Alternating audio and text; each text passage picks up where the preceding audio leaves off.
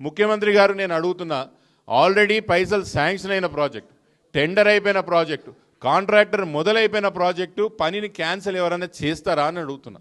మీరు metro cancel చేయడం వల్ల రాయందర్ నియోజకవర్గానికి ఒక్కటంటే ఒక్క లాభం ఏంది ముఖ్యమంత్రి గారు అని నేను అడుగుతున్నా.